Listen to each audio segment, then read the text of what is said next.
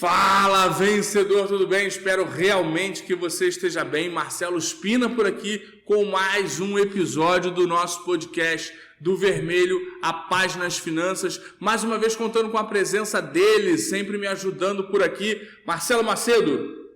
Muito obrigado pelo convite, Marcelo. Vai ser um prazer conversar aqui com o público, com sua audiência. Qual vai ser o tema de hoje? Hoje nós vamos falar, Marcelão, sobre um tema mega interessante. Se a galera entender a profundidade desse tema, eu acredito que metade do que tange a controle financeiro, entra, sai, controle de gastos vão estar resolvidos. O que a gente vai falar hoje? Propósito, que é um tema mega interessante, e transparência nas finanças. Interessante porque eu vim com a expectativa de já entrar nas questões práticas, técnicas, planilhas, controle de gasto, os produtos financeiros, mas eu entendo que alguns temas comportamentais são fundamentais para quem quer entrar numa jornada de educação financeira. Então hoje falaremos sobre propósito e transparência com o dinheiro.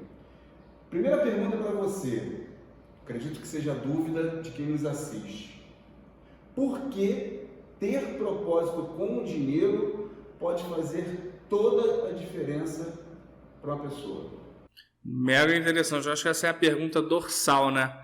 Propósito, Marcelo. Se a gente entender, a gente precisa entender primeiro o conceito dessa palavra propósito.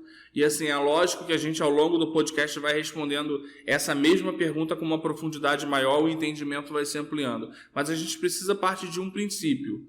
Propósito, né? Onde o propósito ele é muito entendido. A gente fala sobre finanças à luz da Bíblia. E a Bíblia é um lugar onde o propósito está sempre incluído. Todas as obras de Deus, ela tem um propósito maior. Tudo que Deus faz, Provérbios vai dizer que tem sempre o seu tempo, modo e propósito. Nada do que Deus faz é aleatório.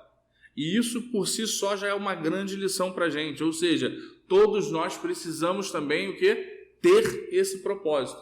Eu costumo dizer que existem dois tipos de pessoa. Existem as pessoas que têm propósito, que são as pessoas que vivem. E existem as pessoas que não têm propósito, são as pessoas que sobrevivem. Ter propósito faz toda a diferença. Ter propósito é você dar fôlego a alguma coisa. Ter propósito é você trazer vida. Uma coisa sem propósito é uma coisa vazia, é uma coisa por si só que não tem graça. Imagina alguém sem propósito, é alguém que não sabe para onde vai. Exemplo clássico. Alice no País das Maravilhas, já viu falar desse filme? Com certeza. Chega uma cena, aquela cena do coelho é uma cena assim, que ensina muito pra gente. Apesar de ser um filme infantil, às vezes as pessoas não atentam naquela mensagem que tem ali. Alice chega pro coelho e o coelho pergunta, para onde você está indo?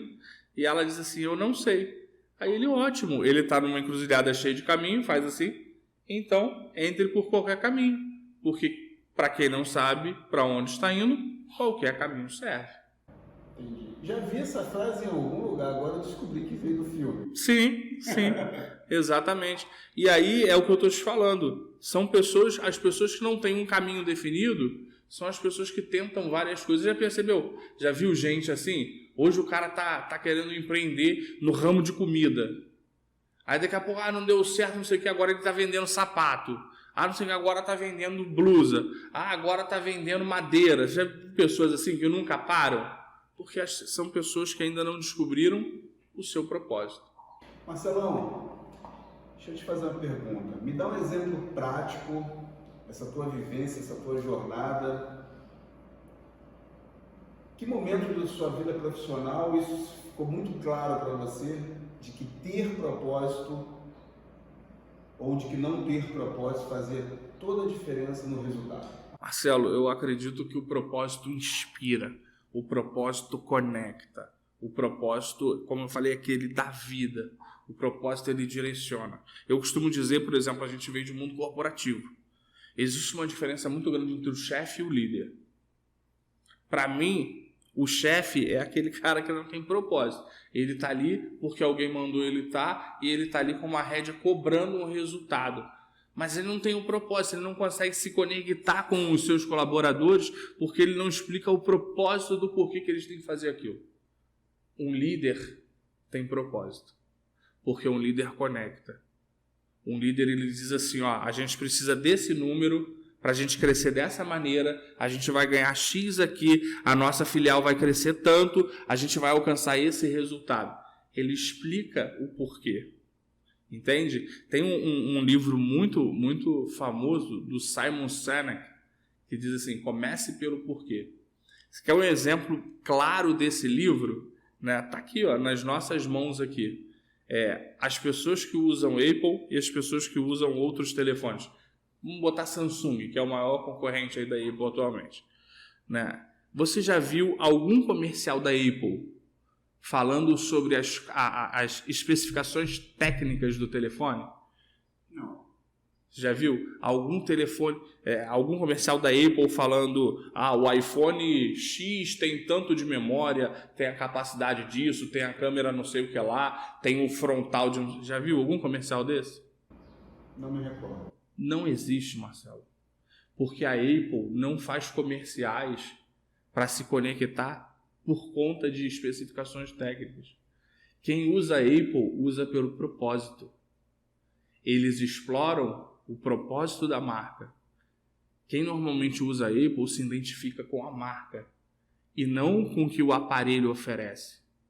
Por isso que hoje um usuário da Samsung amanhã pode ser um usuário da Sony, pode ser um usuário da Xiaomi, mas normalmente quem usa Apple só troca por um outro iPhone, só troca um Mac por outro Mac, porque eles exploram a questão do propósito, não a questão mera do produto e o que o produto faz.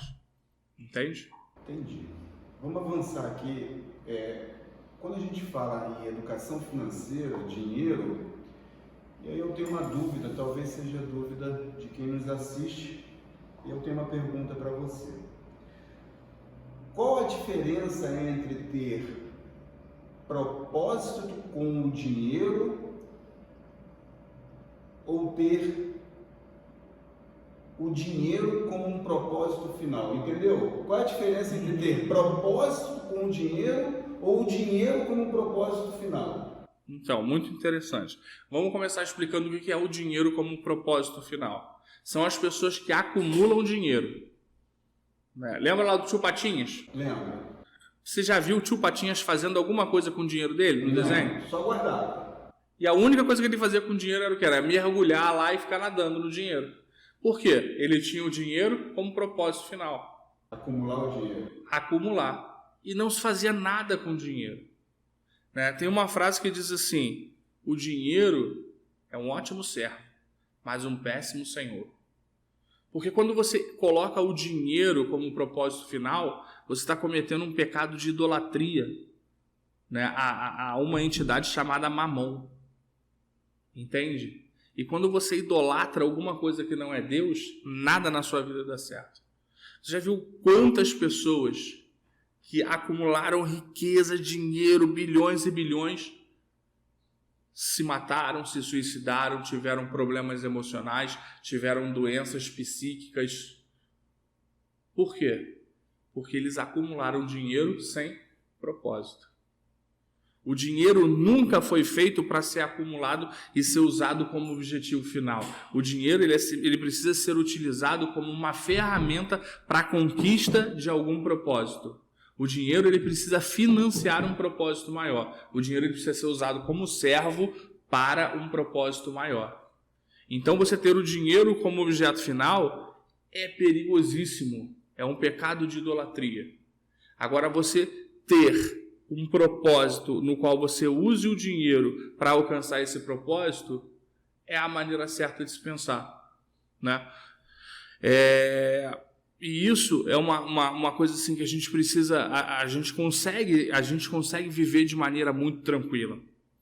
Um exemplo clássico de uma gestora que conviveu comigo, ela deu esse exemplo e assim, hoje é uma mulher próspera e o maior valor dela é o valor de família. Perceba o que aconteceu com ela. Ela, quando começou a trabalhar, no primeiro trabalho dela de CLT, ela tinha 17 para 18 anos, ela passa num concurso como professora, passa a receber em torno de 1.300 por mês. No primeiro salário que ela recebeu, o pai dela, cadê? Deixa eu ver o seu dinheiro aqui, deixa eu contar o teu salário. E ele conta ali e trava, Marcelão, 50% do salário dela e fala assim, ó... Metade do dinheiro? 50%. E fala assim, você agora vai conviver, vai aprender a viver com esse dinheiro aí.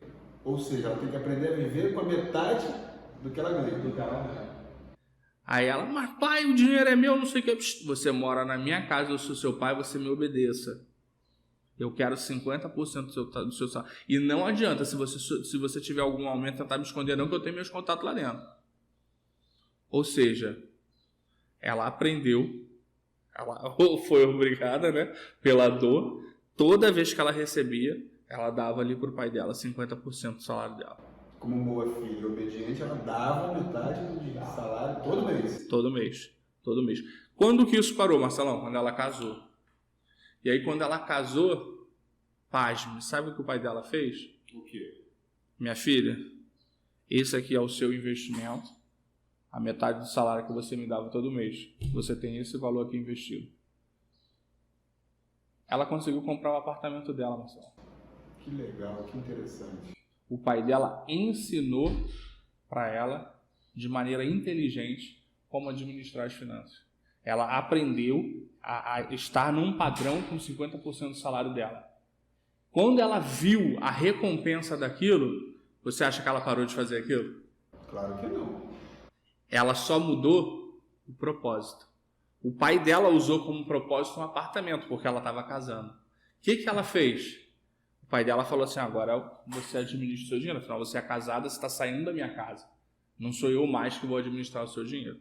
Ela continuou fazendo a mesma coisa, só que em vez agora de dar para o pai dela, ela dava para algum investimento que ela escolheu lá. E ela só mudava o propósito. Agora eu vou economizar para comprar meu carro. Agora eu vou economizar para essa viagem. Agora eu vou economizar para ampliar a nossa casa. Agora eu vou economizar porque a gente vai ter o primeiro filho.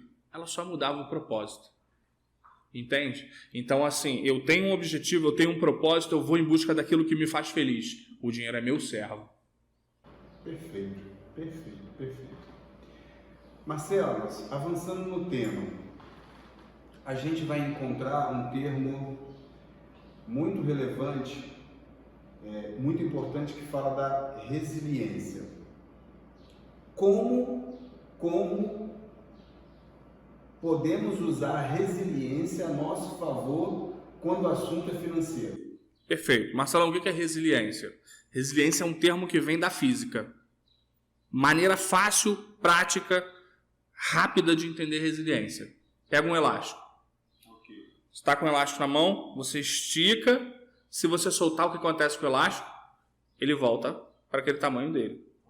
Resiliência é isso. É a nossa capacidade de resistir às adversidades, às mudanças, às pancadas que a vida traz, às nuances, né, ao inesperado, certo? Mas você volta à sua essência, você volta ao centro, você volta ao seu planejamento, você volta àquilo que é o mais importante. Isso é resiliência. É a capacidade de se adaptar às mudanças sem perder aquilo que é importante, sem perder a sua essência. Vida financeira, como é que isso se adapta, Marcelo? Vamos voltar ao exemplo aqui da minha gestora. Ela tinha um propósito.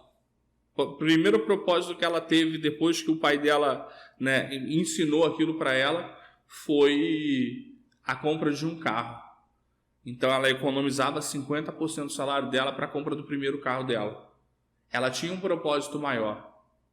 Aí se alguém falasse assim para ela, fulana, vamos na praia. Ela tá com o orçamento ali, ó, controladinho. Você acha que ela abriria a mão, gastaria o dinheiro da economia do carro para ir na praia? Creio que não. Não, porque ela tinha um propósito maior. Usar a resiliência ao nosso favor é sempre focar no propósito maior e não trocar esse propósito maior por um prazer imediato. O grande vilão de todo mundo, de todas as pessoas que querem melhorar na vida financeira, é a grande luta entre ter um propósito e ceder ao prazer imediato. Eu estou entendendo da seguinte forma, me corrija se eu estiver errado. Educação financeira é um propósito. Sair do vermelho, a paz nas finanças, é um propósito. Perfeito. Você precisa ser resiliente, porque a jornada não é fácil, Algumas adversidades surgirão nessa jornada, durante essa jornada, Muitas. mas você precisa estar com o olho, com foco no seu propósito. Perfeito. Independente das pressões e adversidades que surjam no meio desse trajeto, no meio desse caminho. Exatamente. De repente, para uma pessoa hoje sair do vermelho, é ela ter que negar a viagem de carnaval que vai vir aí. De repente, uma pessoa hoje sair do vermelho, é ela negar a viagem de férias. Entende? Ah, poxa, mas viajar de férias e tal. Muitas pessoas se endividam todo ano, Marcelão, para fazer uma viagem, de repente, aqui para a região dos lagos do Rio de Janeiro. Né? Para quem mora no Rio de Janeiro, uma viagem para a região dos lagos no Rio de Janeiro, não é uma viagem, ok? Para quem mora por aqui. De repente, se é uma pessoa que vem do norte, do nordeste, conhecer a região dos lagos do Rio de Janeiro é uma viagem. Arraial do Cabo, um dos lugares mais bonitos do mundo. Mas para quem mora por aqui, não é uma viagem tão grande. Mas a pessoa, todo ano, ela fura o orçamento dela fazendo essa viagenzinha. E nunca vai conseguir fazer uma grande viagem, de repente, Jericoacoara, para o nordeste da vida. Por quê? Porque ela fura o propósito maior, trocando por um prazer imediato. Ah, mas está todo mundo viajando, final de ano eu vou ficar em casa. Se você tem um propósito maior de fazer uma viagem que vai marcar a tua vida, a vida da sua família, você precisa trocar o prazer imediato por um propósito maior. Legal. Então, acho que a mensagem central aqui, para quem nos assiste, acho que a pergunta é: qual é o seu propósito? Se o teu propósito é sair do vermelho para a paz nas finanças, já estamos antecipando que a jornada não vai ser fácil. Interessante, começamos o vídeo refletindo sobre isso. A gente não entra em questões técnicas e práticas, porque o que precisa ficar claro para quem está disposto a sair do vermelho para a paz nas finanças é que é preciso ter propósito. Precisa ter propósito. Senão eu vou mostrar aqui um monte de planilha que não tem propósito para a pessoa, não tem sentido. Para a pessoa. Exatamente. Para que eu quero isso aí? Se vão ter pessoas, Marcelo, que vão viver na mediocridade. Na mediocridade que eu digo o quê? De receber o dinheiro e simplesmente gastar esse dinheiro com prazer imediato. Não dá um propósito para o dinheiro. Não dá um propósito. A metade lá para o apartamento. Entende? Não dá um propósito. Vai gastar com prazer imediato. O que esse pai fez pela filha? Ela vai aprender. Ainda que ela torre os 50 dela em prazer imediato, eu estou resguardando ela. Entende? Então, assim, quando a pessoa não tem propósito com dinheiro, é aquela pessoa que você vê. A gente deve ter exemplo, você deve conhecer, eu conheço pessoas que recebem no dia 10, no dia 12 já estão zeradas, ou de repente devedora no cheque especial de novo. Por quê? Porque torra o dinheiro com prazer imediato. Compra roupa. Todo mês compra roupa. Gente, realmente a gente precisa comprar roupa todo mês? Entende? Compra sandália, sapato, mulherada, né? Os homens normalmente ou vai sair, ou viaja, ou compra peça para carro, tuna carro, ou vai beber, churrasco, festa. Entende? Isso são prazeres imediatos. Então, se você tem propósito, você precisa dar uma atenção a esse propósito. Você precisa dar valor a esse propósito. Interessante que propósito é uma palavra que realmente você gosta muito, porque você adotou até como slogan, né? Para a sua jornada, para a sua vida de... Fiz de propósito. Viva de propósito.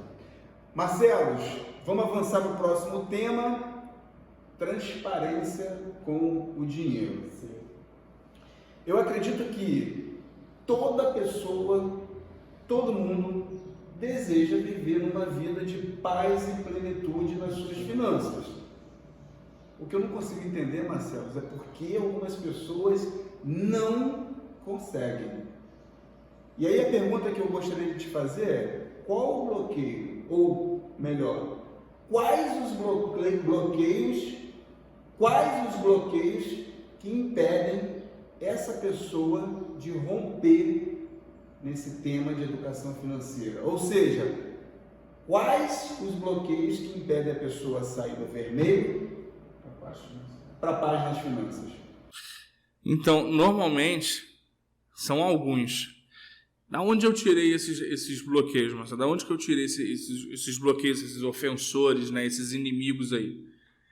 Dos meus atendimentos.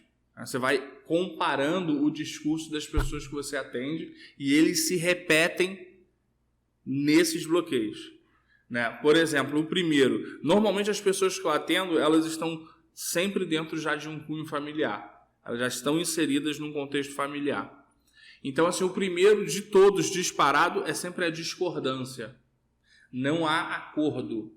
O marido pensa uma coisa, a esposa pensa outra, ou os filhos pensam igual. Exatamente. O marido é aquele cara que, de repente... E aí eu tô aqui loucubrando alguns perfis. O marido... Não há um propósito comum. Não há. Exatamente, não há. Esse é o grande ofensor. Não há um propósito. Quando não há esse propósito, eu vou puxar para o que eu acho mais importante. Porque não houve um propósito colocado ali. Olha, o que vocês acham da gente brigar por isso aqui e todo mundo comprar a ideia? Entendi. Entendeu? Propósito comum, né? Comum. Né? Por exemplo, o marido diz assim, a gente precisa guardar dinheiro. Mas ele não explica por quê. Guardar dinheiro por guardar... E aí não entra na compreensão da esposa, que olha para casa, precisa embolsar aquela parede, precisa comprar o ar-condicionado para o quarto das crianças. Então a esposa está sempre preocupada com a melhora da casa. A visão da esposa normalmente é para casa, né? E o marido pensando em guardar. E os filhos que estão crescendo não concordam em ajudar nas contas de casa, porque sempre foi o pai que pagou tudo. Você está entendendo? Então cada um puxa para um lado. Então fica, né, imagina, uma casa com 3 rádios ligados, um tocando rock, outro tocando ópera e outro tocando música clássica. Imagina você entrar numa casa dessa. E quando a gente fala de transparência num lar, num ambiente em que não há um propósito comum, o que você está querendo dizer é que com propósito há transparência. Sem propósito não há transparência. É cada um puxando cada um por si. o seu lado, cada um vivendo por si próprio. Exatamente. Quando não, aí vem o segundo ofensor. Você tem uma família assim, né, que é um extremo.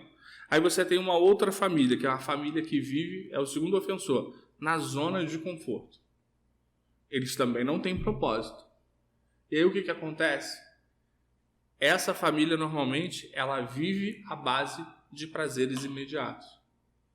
O que é isso, Marcelo?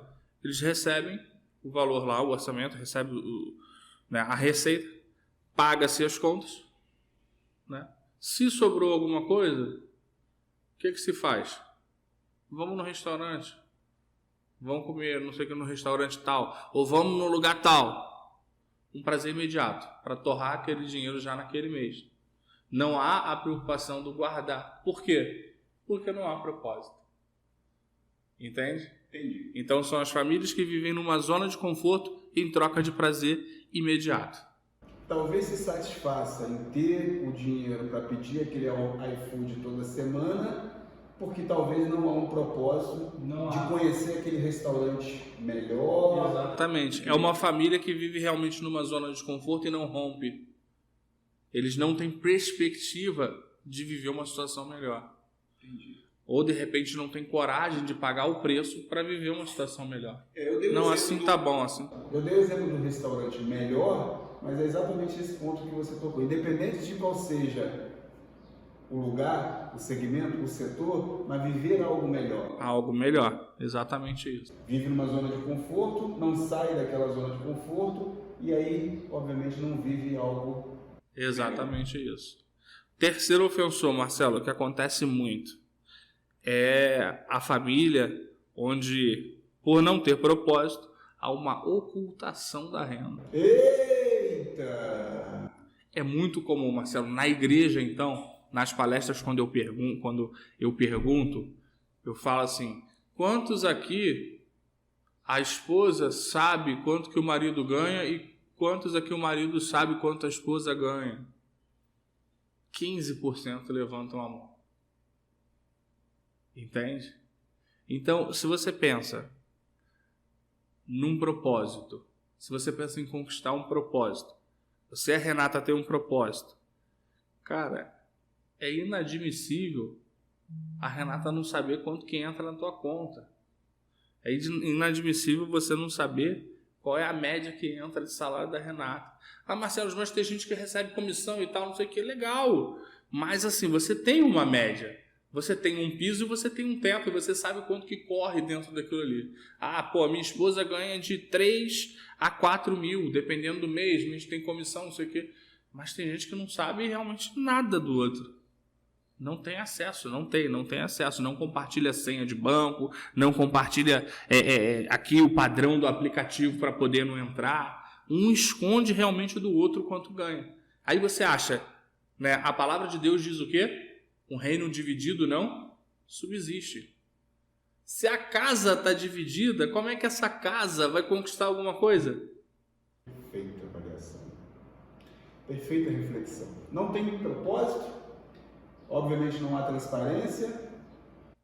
Entende? Cada um vive uma vida. Se limita a questões momentâneas, prazeres momentâneos, não tem um propósito maior. Obviamente, oculta renda. Oculta renda. Não tem transparência nem com o que ganha. Exatamente. Não vou falar para ela quanto que eu ganho. Porque ela pode inventar onde gastar. Não vou falar para ele quanto que eu ganho. Porque ele vai poder dizer para eu pagar a conta tal. São os questionamentos que a gente ouve, cara. Quando na verdade eles precisam... O que as pessoas precisam entender é receita da casa é igual empresa. Tem que ser uma só. Você já viu uma empresa administrar 3, 4 receitas diferentes? Não, a receita é uma só. Se já é difícil administrar uma receita... Imagina isso. Daí a gente já puxa até o quarto exemplo, né, que é um dos ofensores também que acontece muito na vida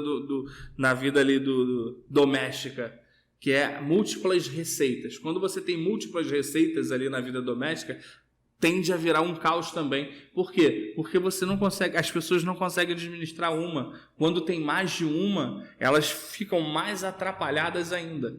Em vez de prosperar, eu tenho uma renda extra, eu tenho 3, 4 rendas. Em vez daquela pessoa prosperar e destinar aquelas rendas para investimento, patrimônio, não, elas ficam mais consumistas. E aí elas consomem mais, compram mais e adquirem mais dívida. Elas não conseguem administrar.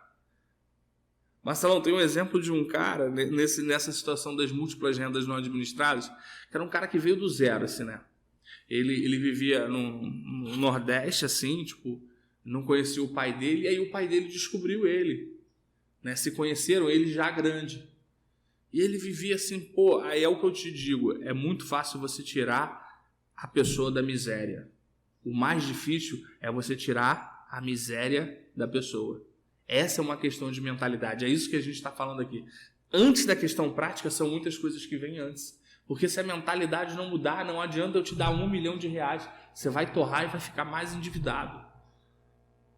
Esse exemplo que eu estou dando, esse rapaz, ele tem 30 anos, um cara inteligente. Aí o pai dele, né, naquele remorso de não ter acompanhado a infância, o pai dele tinha uma situação legal, tinha uma galeria, né, ali no Rio, com várias lojas, sabe? O que o pai fez? Botou ele para administrar essa galeria, com várias lojas. Então ele administrava a galeria e recebia o aluguel daquelas lojas que estavam alugadas. O que ele começou a fazer? Tinha uns ambulantes, uns camelôzinhos, que ficavam ali em torno das ruas ali, que não tinham onde colocar as barracas deles. Tinha um espaço vazio na galeria. Ele começou a alugar para esses ambulantes R$30 per noite para colocar as barracas ali. De muito ambulante. Ele começou, só dos ambulantes ali, ele pegava mais de R$1.500, mais o aluguel das lojas.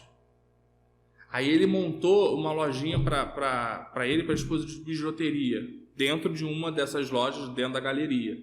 Então agora ele já tem 3 fontes de renda. Do cara que não ganhava nada, ele passou a ganhar quase R$10 mil, somando todas essas rendas. O que aconteceu? O que acontecia? Ele começou a se vislumbrar, começou a comprar roupa nova, só que o que ele fazia?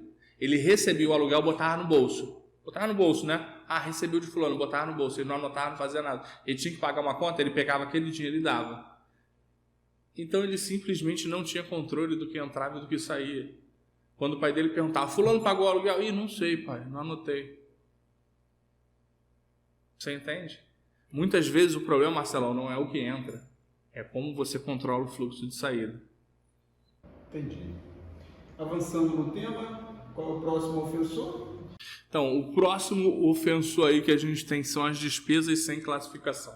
Despesas sem classificação. Gasta, não sabe nem para onde está indo dinheiro, seria isso? Dentro de casa, por exemplo, você tem as classificações, certo? O que é a despesa do Marcelo? O que é a despesa da esposa? O que é a despesa das crianças? E o que é a despesa de casa? Ou seja, classificar é separar as despesas. Exatamente. E dar nome e dono para cada uma delas. Exatamente. Por exemplo, luz é uma despesa de quem? Entendi. Da casa. Uma despesa inerente para o funcionamento da casa. Água, uma despesa inerente ao funcionamento da casa. Quem paga gás? Casa. Aí, escola.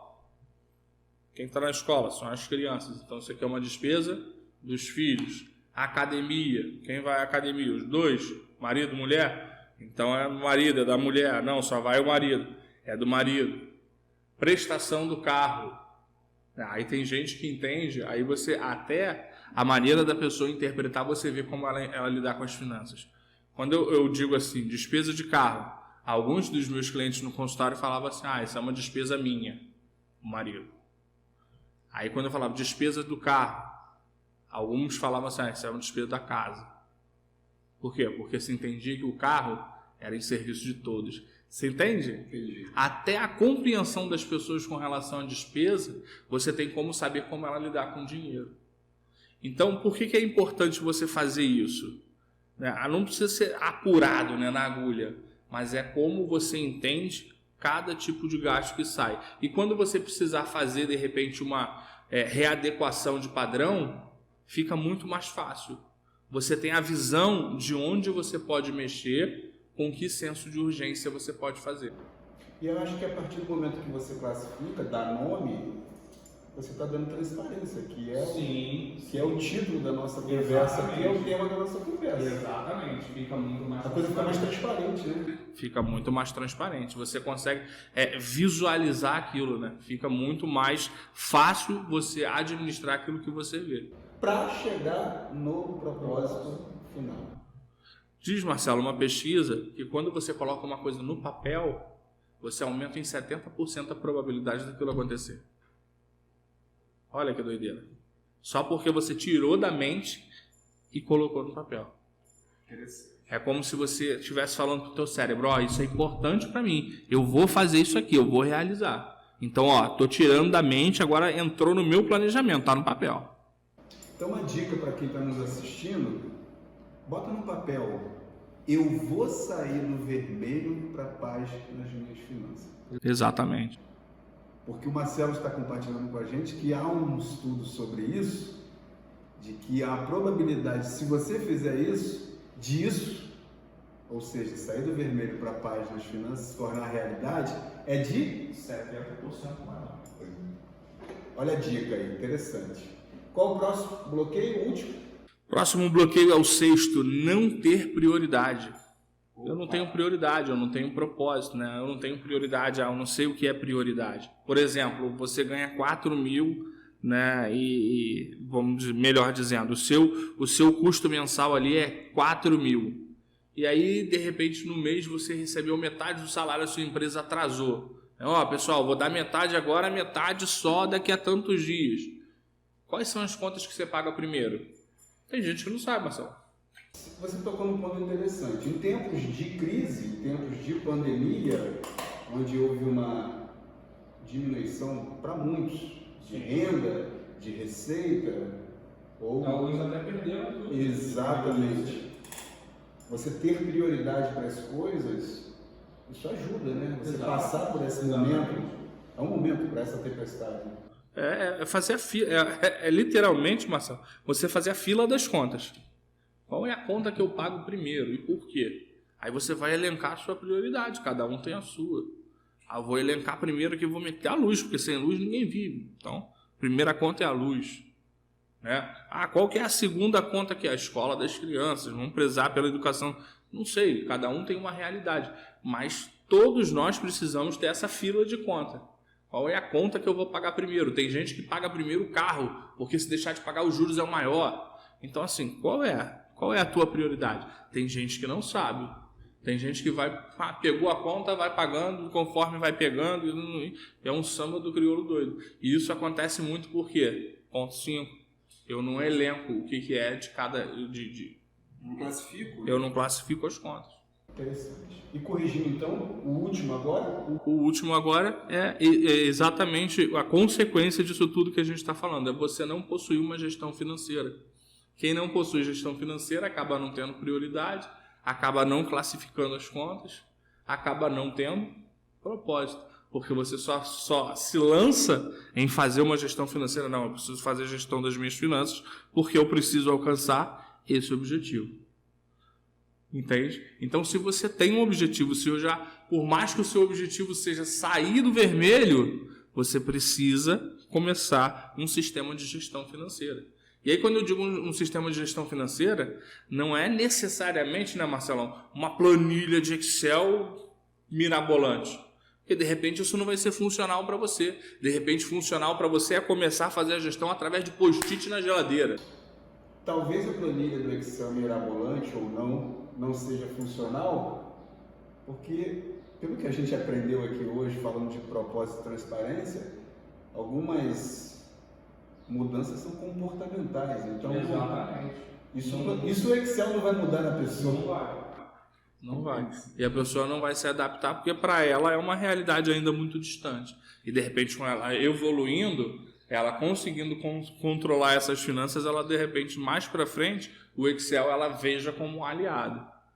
As pessoas, quando não têm ainda uma familiaridade mínima com nenhum sistema de gestão, o Excel acaba sendo um vilão, onde vai assustar muito mais do que ajudar.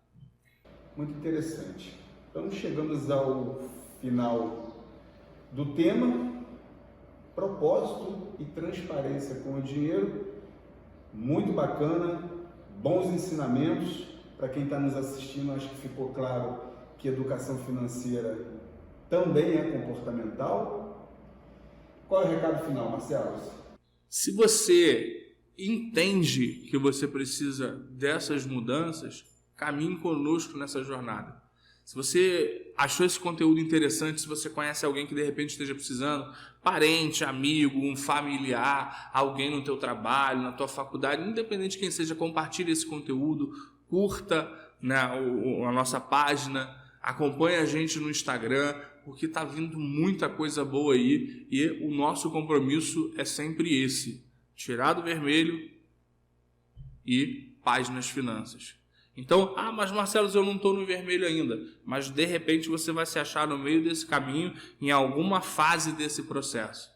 São fases diferentes, são situações diferentes, mas cada ensinamento desse você pode reaprender alguma coisa, você pode ter um insight que muda a sua vida. Então, acompanhe a gente, continue conosco, tem muito conteúdo bom vindo por aí. E lembre-se... Busque a sua peça e viva de propósito. Tchau, pessoal! Um grande abraço.